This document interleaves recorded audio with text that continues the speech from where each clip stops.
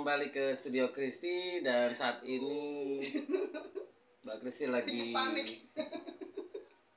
sibuk mau berangkat ke Georgia, Armenia, Azerbaijan.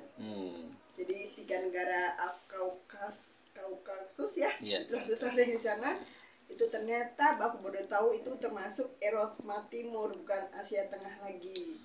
Oh, Azerbaijan udah Eropa Timur. Iya, jadi Azerbaijan, Georgia sama Armenia. Wow. Itu kan pecahnya Uni Soviet. Uni Soviet ya. Dan kupikir itu masih Asia Tengah, ternyata sudah Eropa Timur. Ya, ini sebuah negara anti mainstream banget untuk aku dan excited banget karena aku diundang juga ke oleh duta besar Pak Helmi Azerbaijan. Pak Berlian Helmi, ya, dubes Azerbaijan. Yes, gila. Itu excited banget karena beliau WA saya dan dari nomor saya dikenal dari Mas Imam yang aku juga baru kenal dengan Mas Imam kan nggak lama ya. Terus tapi sambutannya luar biasa buat aku.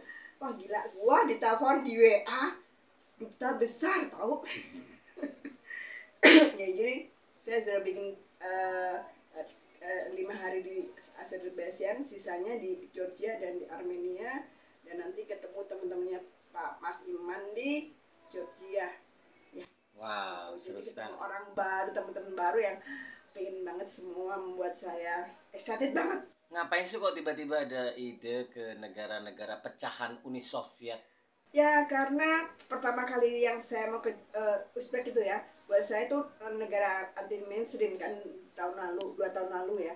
Tapi ternyata luar biasa tuh, negara itu luar biasa cantik dan saya jatuh cinta ke Uzbek, benar sungguh banget itu ya.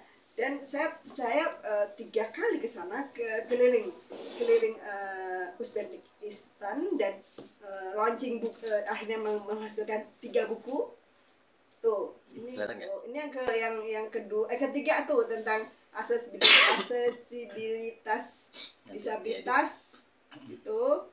Terus ada ini waktu winter itu di Samarkand ya. Oh, Samarkand yang ini.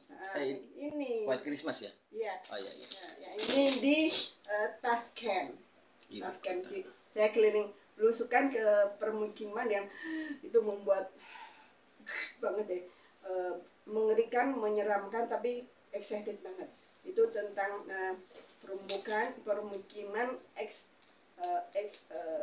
Soviet, bangunan-bangunannya ya nggak terbayang deh, baca lah. Terus dari situ kepikiran, berarti semua negara 15 negara pecahan Uni Soviet itu kan merupakan negara-negara yang mainstream pasti ya, dan pasti masing-masing ada keunikan sendiri-sendiri.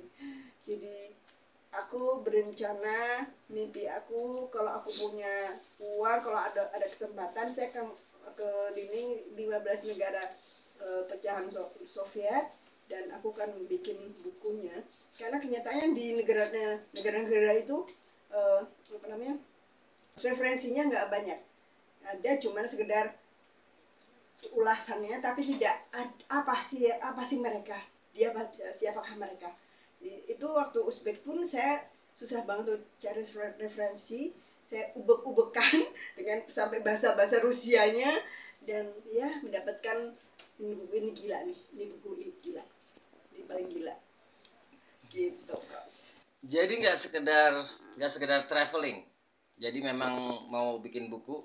Oh iya, setelah pandemi kan saya keluar negeri lagi, keliling dunia lagi, bukan untuk traveling, karena traveling saya sering ya, tapi lebih kepada research, pengamatan, survei, dan bikin buku bukan hanya sekedar cerita wisata yang indah, karena semua ada di toko-toko, buku-buku yang tentang itu banyak, tapi bagaimana kehidupan mereka, permukiman gimana, terus arsitekturnya bagaimana, bahkan kalau bisa ketemu orang-orang lokal ya kalau bisa kita bisa diskusi.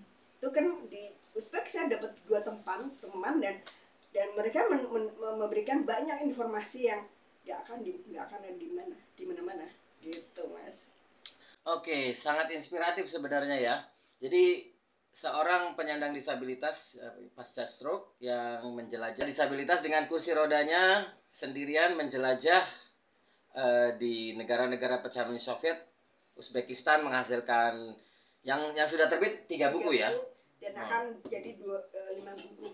Akan menjadi 5 buku yang di Uzbekistan dan menyusul petualangannya di Georgia, Azerbaijan dan Armenia.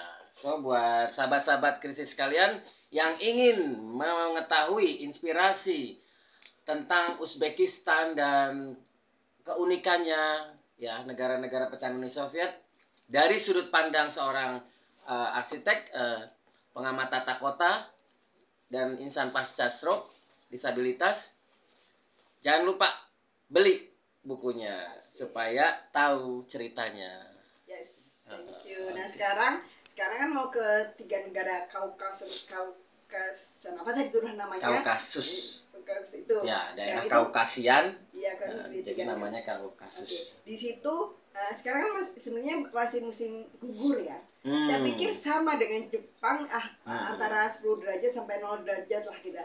Ternyata katanya informasinya di sana sudah salju minus, mati aku. Jadi padahal aku pingin banget belusukan ya. Tapi nggak tahu apakah saya tetap bisa belusukan. Main salju lagi tuh.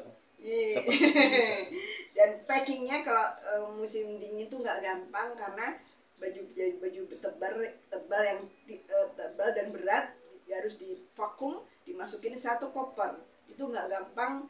2 hari saya dengan susah payah 1 tangan itu kukunya udah patah-patah. Ya itu perbedaan kalau liburan musim dingin dan musim panas. Jadi kursi rodanya tuh bisa ya nembus jalan salju ya? Bisa. Tapi asal nanti saljunya tidak ada es batunya. Oh iya. Kalau es batunya licin. Tapi kalau salju walaupun tebal nggak masalah. Gitu. Pesan-pesan untuk bagi para penyandang disabilitas atau mungkin insan pasca stroke atau siapa saja tentang petualangan Mbak Kristi ini. Jadi sebenarnya ini saya tidak kepikiran kan untuk melakukan seperti itu. Saya sering jalan-jalan karena memang suka, hobi saya karena traveling. Saya punya gaji sebagian besar untuk ditabung untuk traveling. Nah, saya cuman setelah stroke itu saya hanya berpikir, dokter bilang saya tidak boleh terbang terlalu lama dan terlalu jauh, terlalu tinggi, karena berhubungan dengan tekanan di otak. Jadi saya pertama kali itu ke Singapura, ternyata baik-baik saja. Terus ke Eropa yang itu jauh 17 jam dengan ketinggian yang berapa tuh, dan saya baik-baik saja. Saya sama dokter bilang oke, berarti saya bisa. Nah itu ya balik lagi nabung sebanyak untuk berkarya, untuk jalan-jalan, untuk bikin buku. Jadi saya pingin teman-teman pasca stroke pemakai kursi roda kalau punya kesempatan, kalau punya dana, kita nabung. Saya bukan orang kaya, jadi saya nabung dari sebagian besar gaji saya ditabung untuk traveling, terus berani karena ada beberapa teman ya, beberapa teman pasca stroke dia punya uang tapi mereka nggak berani. Pertama kali dia tanya, Mbak Kristi, kursi roda yang paling murah berapa?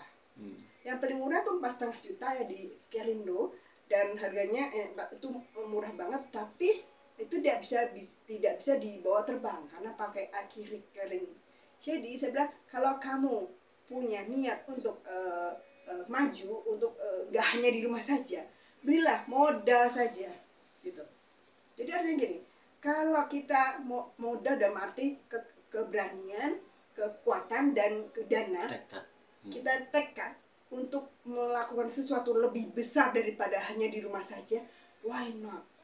Beli kursi roda yang cukup oke untuk terbang, ya, berani. Kok saya bisa? Semua pasti bisa, percaya deh. Kalau saya bisa, semua pasti bisa. Kata kuncinya berani. Sebenarnya kata berani ini juga bukan untuk para penyandang disabilitas atau disabilitas stroke, tapi banyak yang non disabilitas atau yang masih baik-baik saja sehat itu punya ketakutan-ketakutan dalam berbagai aktivitas. Saya pernah baca buku ya. Intinya baca buku itu tuh melatih orang yang banyak ketakutannya ya, banyak kecemasannya. Sehingga tiap hari harus di-challenge ketakutan apa di hari itu justru harus dilawan. Iya betul. Gitu. Betul. Jadi ya seperti jadi kayaknya harus dilatih ya keberanian. Iya benar. Ini nggak usah jalan ke luar negeri. Kalau misalnya kan kemarin sampai sekarang saya hidup sendiri kan. Dulu rumah besar, sekarang di apartemen. Waktu besar saya bukan takut hantu, saya bukan takut perampok, saya bukan takut tikus, saya cuma takut tempat jatuh. Karena kalau jatuh kan tubuh kanan saya lumpuh. Kalau jatuh untuk bangunnya lagi pertama kali 3,5 jam.